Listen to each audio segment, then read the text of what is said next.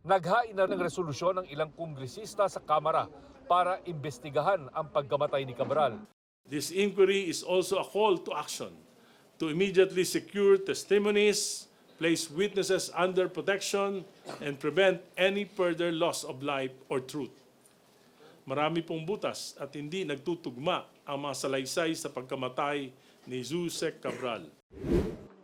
Isa sa naghain ng resolusyon, si Batangas 1st District Representative Leandro Leviste, na hawak ngayon ang listahan ng mga mambabatas na may mga proyektong pinaglaanan ng budget ng DPWH na binansagang Cabral Files.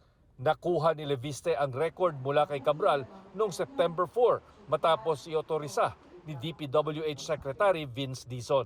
Ito ay listahan ng lahat ng mga project sa DPWH budget at para sa bawat isang proyekto, may nakalagay na proponent at saka iba pang mga notes. Halos lahat po ng mga congressman at senators ay nasa listahan ito. Bagamat handa raw siyang ilabas ang listahan kung papayagan ni Dizon, mas mainam aniya kung ang DPWH ang maglalabas nito. Pati raw ang nanay niyang si Senador Loren Legarda nasa listahan. Bagamat sinabi raw nitong hindi niya nakausap si Cabral. Tinanong ko ang nanay ko, sabi niya hindi naman niya kinausap si Yusek Cabral tungkol sa project, kaya hindi niya alam paano nakapasok ito sa listahan. Kaya maganda din na maisa publiko ng DPWH ito para din malinawan na, uy, hindi pala ako yung nagpasok nun, baka ginamit lang ang pangalan. Hinihingan naman ng tugon dito si Dizon.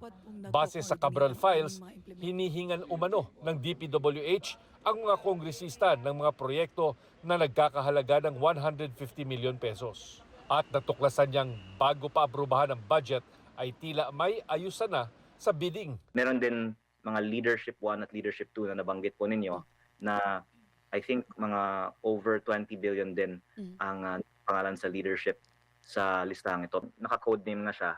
Hindi natin alam sino si leadership. Pero ang isang project sa leadership list na ito ay sa aking distrito na si Yusek Cabral po siguro ang makakapaliwanag. Pero yung kontratang ito ay na-award kay Congressman Edwin Garjola. Hinihingan pa namin ng komento rito si Garjola.